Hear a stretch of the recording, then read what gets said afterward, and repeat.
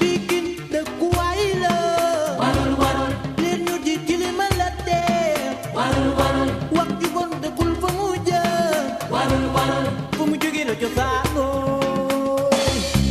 Aujourd'hui, nous avons eu l'occasion d'effectivement parler à, je dirais, plusieurs générations, parler et écouter surtout d'abord les femmes qui ont été ex-ministres, députées, je dirais nos mamans, comme on le dirait ici, qui ont mené le combat pour les droits civils et politiques des femmes au Sénégal, mais aussi dans la sous-région. Nous avions une ancienne ministre de la femme de Côte d'Ivoire qui nous ont expliqué comment s'est fait leur parcours et quels étaient les défis auxquels elles avaient à faire face. Et puis nous avons également, aujourd'hui dans le courant de la journée et à ce panel plus spécifiquement, pu écouter les plus jeunes, parfois très jeunes, activistes, femmes, et celles qui peut-être ne sont pas dans l'activisme militant, je dirais au quotidien en ce qui concerne les droits des femmes, mais qui par leur exemple ou leur histoire de vie ont effectivement casser certains clichés, certains stéréotypes. Nous avons eu l'occasion d'écouter, de voir Khadija Temera, donc une boxeuse, je pense que tout le Sénégal la connaît, mais qui effectivement casse des codes également et montre aux jeunes filles surtout qu'on peut effectivement rêver plus haut, rêver plus ample, qu'on n'est pas cantonné dans des cases quand on est une jeune fille et que donc effectivement tout ce que la société attend encore bien souvent et met comme pression sur les filles ou sur les femmes est quelque chose qu'il faut dépasser. Et quelque chose qu'il faut dépasser non seulement en termes d'autonomie, d'égalité, mais surtout quelque chose qu'il faut dépasser parce que toutes ces inégalités, ces stéréotypes mènent à la violence. Malheureusement, je dirais, je pense que nous l'avons encore vu récemment au Sénégal, mais dans toutes les sphères, que ce soit la sphère privée ou la sphère publique, ce sont encore les femmes et les filles qui subissent les violences à l'égard des femmes. Et à ce titre, toutes les études des Nations Unies, et l'ONU Femmes a conduit une étude l'année dernière, démontrent clairement que les chiffres, malheureusement, des indices de violence à l'égard des femmes et des filles n'ont pas baissé. Et que l'espace privé, c'est-à-dire chez soi, sa maison, l'espace qui est censé être celui où on se sent le mieux est l'espace qui est le plus dangereux pour les femmes et les filles, c'est-à-dire que le nombre de ce qu'on appelle féminicide, c'est-à-dire d'assassinats finalement, de violences physiques qui se terminent en meurtre, en décès de femmes, se produit majoritairement par un compagnon, un ex-compagnon, donc quelqu'un que la femme ou la fille connaît très très bien, avec qui on a des liens intimes ou avec qui on les a eus, et dans l'espace privé. Donc ça guide effectivement aussi les décisions en matière de politique publique, de stratégie, comment travailler, avec qui travailler, sur qui travailler. Mais je dirais que cette année particulièrement, cette campagne des 16 jours d'activisme donc pour éradiquer toutes les formes de violence faites aux femmes et aux filles, met l'accent sur la mobilisation des femmes, jeunes et moins jeunes, dans la vie, dans la rue, mais aussi sur les réseaux sociaux, sur le digital, comme non seulement un nouvel outil, je dirais, pour porter la voix des femmes, mais aussi parfois un espace où on constate une violence assez étonnante et vraiment un déchaînement de violence parfois contre certaines militantes, contre certaines qui osent se dire féministes, alors que finalement féministe, c'est revendiquer des droits humains, ce n'est rien de plus que ça.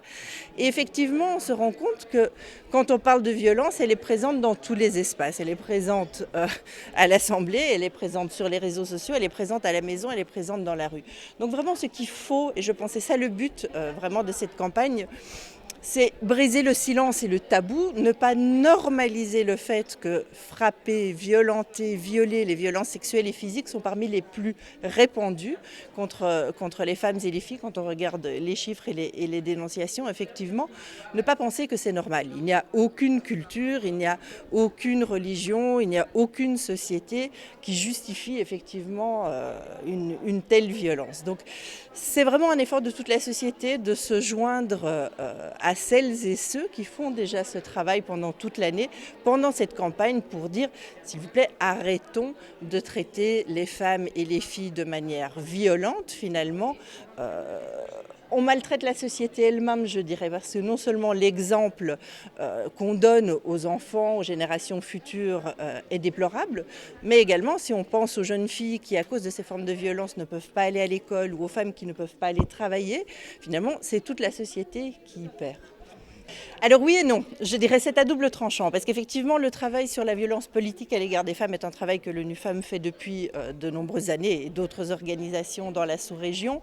Et les données que nous avons, effectivement quand on parle de violence, les données sont encore insuffisantes, je dirais. On n'a pas assez de chiffres sur la réalité exacte, mais tout démontre qu'en réalité la violence politique à l'égard des femmes augmente à mesure que les femmes commencent à occuper l'espace public. Donc effectivement ce que vous dites est vrai, mais je dirais peut-être à contrario, puisqu'il s'agit d'une stratégie en général délibérée, malheureusement des hommes, pour ne pas céder l'espace. C'est-à-dire que ce qu'on a vu à l'Assemblée hier, et malheureusement le Sénégal n'est pas le seul pays, on est tous choqués, je pense, il y a eu un lever de bouclier parce que c'est aussi pendant la campagne des 16 jours, mais ça se passe dans énormément de pays et ça se passe de manière verbale, de manière constante. Alors vous allez me dire, chez nous, en Europe, moi par exemple, vous regardez les débats chez nous, mais c'est pareil. Pendant que les femmes prennent la parole dans un espace politique, les hommes sont en train de siffler ou de faire des petits bruits ou de commenter la manière dont elles s'habillent. Bon, je pense qu'elles ne sont pas là pour ça. Donc effectivement, il y a une manière de vraiment nier leur présence, nier leur valeur dans ces espaces qui, hier, s'est traduit par une violence, je dirais, ultime, mais qui se traduit tous les jours. Je suis sûre que si on parle aux femmes sénégalaises, comme aux béninoises, comme aux sierra-léonaises et autres dans la région, elles vous diront toutes que vraiment être dans ces espaces n'est pas facile. On rentre chez soi le soir épuisé, et pas épuisé seulement d'avoir fait son travail, mais épuisé d'avoir dû faire face à toutes ces formes de violence pour prendre la parole, pour pouvoir déposer une idée, pour ne pas se faire voler l'idée par un collègue député, etc. Donc ce sont toute une série de petites violences qui finalement au niveau psychologique ont un impact aussi. Et puis il y a simplement des assassinats de femmes politiques parce que ce sont des femmes. Alors peut-être moins dans la région, mais j'ai travaillé longtemps en Amérique latine, je peux vous dire qu'au Brésil par exemple, malheureusement les chiffres de jeunes femmes, justement des communautés afro-brésiliennes, etc., qui revendiquent les droits des populations marginalisées, sont les communautés les plus ciblées par les assassinats politiques. Donc effectivement, les femmes n'ont pas encore acquis leur place, mais, ou en tout cas n'ont pas acquis la légitimité d'avoir leur place, et c'est un combat quotidien. Mais au fur et à mesure que ce combat se mène, effectivement, les rapports de pouvoir qui sont encore dominants, je dirais, tendent à céder, mais aussi à montrer les derniers sursauts de vie, peut-être. Alors, la justice, et on en a parlé beaucoup pendant ces 16 jours, il y a bien sûr, d'une part, la législation telle qu'elle est. Alors, le Sénégal a adopté effectivement la loi qui criminalise le viol et la pédophilie. Je félicite le Sénégal, c'est vraiment une avancée. On sait aussi, et on l'a encore dit aujourd'hui, que le Sénégal, effectivement, a ratifié la majorité, si pas toutes les conventions sur les droits humains, sur les droits des femmes, sur les droits des enfants, sans aucune réserve. Donc, le cadre légal, quelque part, il est toujours perfectible, mais il est déjà en place, même si des questions, pas uniquement au Sénégal, mais dans la sous-région, comme le viol conjugal ou des choses qui touchent plus à l'espace privé, demeurent quand même plus problématiques. Mais on voit par exemple au Gabon que la loi sur la violence domestique est passée, donc c'est pas infaisable. Maintenant, outre la législation, il faut effectivement la mettre en œuvre. Et ça requiert un changement de mentalité de la part de la justice, de la part de la magistrature, de la part des avocats, mais aussi de la part des forces de police qui sont les premiers souvent à intervenir sur le terrain. Et c'est très très important parce qu'effectivement, tant que la victime, je dirais, ou la femme qui a subi le crime ou la violence tant que sa parole sera mise en doute, effectivement, et tant qu'il y aura une impunité, on n'aura pas fini avec le problème, parce que l'impunité, finalement, c'est leur dire « vous valez moins ». Le droit pour vous n'est pas le même que pour les autres.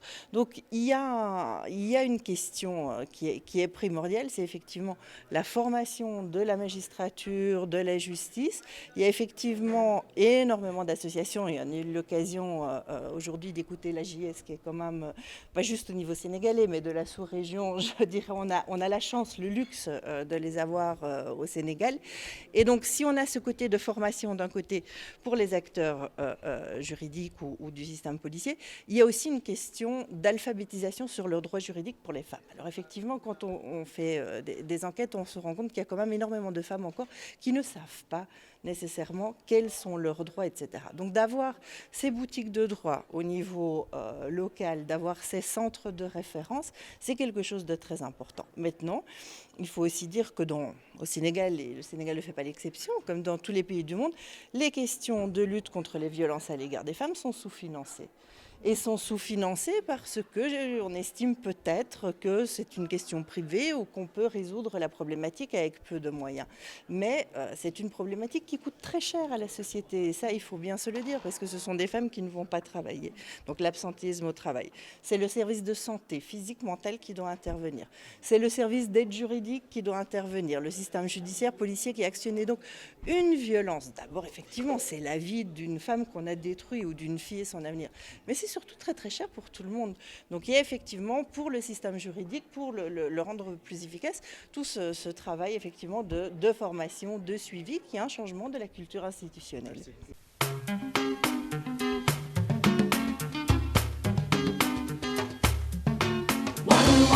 Pikin dëkku waay la leen ñu di tilima la dee wax ju bon dëkkul fa mu jëm fu mu jógee la cosaanoo